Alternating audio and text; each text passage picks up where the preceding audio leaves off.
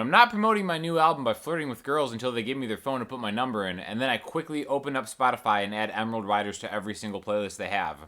I like to answer questions that I get on YouTube, so let's get to it.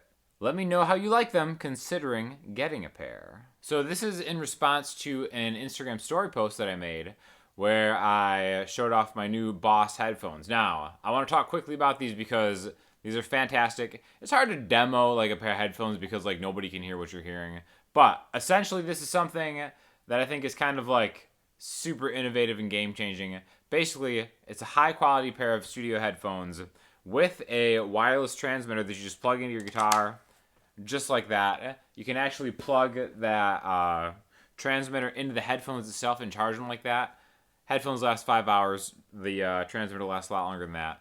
And basically what you can do is you can turn these into a practice amp. Now, I am notoriously never turning my practice amp on just because I'm a simple man, a man of very few steps.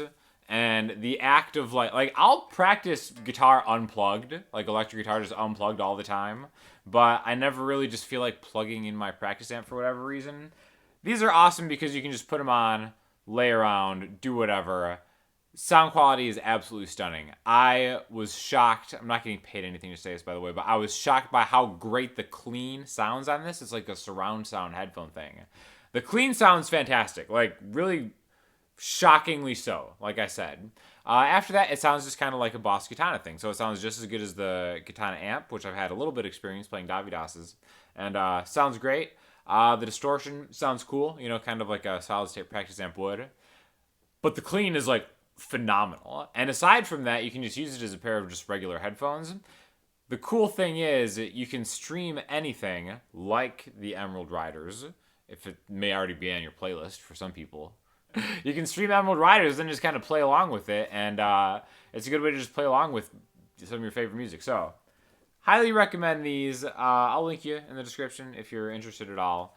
But super heavy duty, sound quality is fantastic, and again, it's just like a perfect replacement for a practice amp that's not going to bother anybody.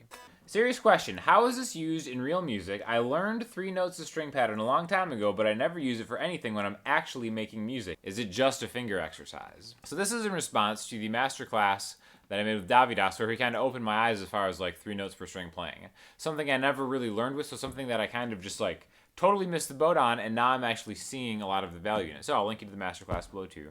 But the best way that I can say it is how you learn and how you visualize the fretboard has nothing musical about it, right? Like, being able to read a roadmap doesn't make you a traveler. However you see the fretboard is your own intrinsic thing, has nothing to do with actually making music, but it can kind of influence how you go about music. So if I'm thinking of like different ways to see the fretboard, the way that I always think of it is like chord scales and arpeggios, right? So if we just do something in the key of A, I'm just gonna do like an A major type thing. I'm gonna try to demonstrate maybe a sonic difference from when I'm thinking of a different method, okay? The main methods that I'm gonna use here is gonna be the regular, I guess you wanna call this the traditional mode scale, where it's like, all right, here's A major, and here's the A major scale hand shape, where it's like middle, pinky, index, ring, pinky, index, ring, pinky, middle, pinky, index, middle, pinky. Okay, so that's how I learned the major scale. That's how I learned the different mode shapes, right? And then there's the 3 note per string scale technique, which would be, if I just say the frets on the strings, it'd be like 5, 7, 9, 5, 7, 9, 6, 7, 9, 6, 7, 9, 7, 9, 10, 7, 9, 10. So we're kind of like going through a scale shape in just a different way, right? And then aside from that, there would be like an A major arpeggio. So an A major arpeggio might be something like this. Okay, so that's 5, 7, 9 to 7A. So 1, 3, 5 in the scale. Then 7D, 7, 9, 11 to 9G. And then you end on the A and the B string, 10th fret, right? So, again, the regular major scale, the 3 notes per string major scale, and then the arpeggio. And then again, a demonstration of that and how that might sound musically.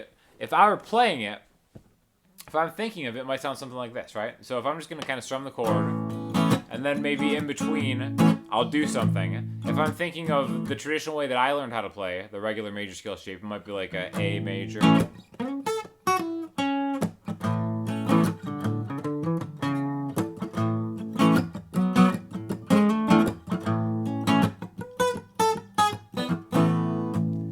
I do an arpeggio.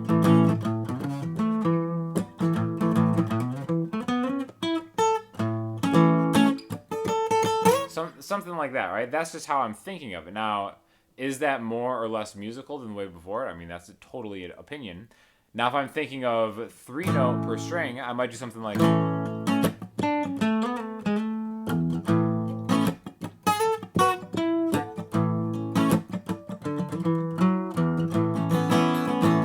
Okay, so again, the notes that I'm choosing to somebody maybe listening, they'd have really probably no clue as far as like how I'm going about those notes, unless it's the straight up arpeggio. I feel like you can kind of hear the sound of an arpeggio, but I think to the listener there's not a big difference. So whether it's musical or not is kind of irrelevant as far as how you're learning it. Is how you choose to play those notes that is really important. So to me, I like having just as much information at my disposal as possible, right? So I can do that by learning traditional mode shapes, learning kind of like how 3-note per string, things go and kind of like connect those pieces to it, and then kind of being able to climb in and out of shapes into arpeggios, and then kind of add that to chord shapes just to go around. So again, the way you learn it has nothing to do with how musical it is going to sound. It's how you apply said techniques into making music. And the best way to do that is just play guitar, whether it's through some Boss headphones that nobody else can hear and you're just kind of like laying in your bed, which is what I've been doing since I got these new things here. And then just doing it, right? So you don't even need to know. That's why like a lot of people don't ever learn music theory and somehow they become awesome players, because they're just making music. It's like they're using your ear, and then eventually, like, yeah, they're playing scales, but they don't even know they're playing scales. Like me, for the first 6 years of my playing, I had no idea what I was doing, but I still played a heck of a lot of music, okay? So, like I said, to me, the more information you have, the better. If you're finding it daunting to maybe memorize and put a name to all of this stuff, just relax on the studious part of it, and then just play some music. How to make yourself a guitar poser, Sean. You're a really poser and loser at the same time. You think it does work? Man, you're not really a guitarist.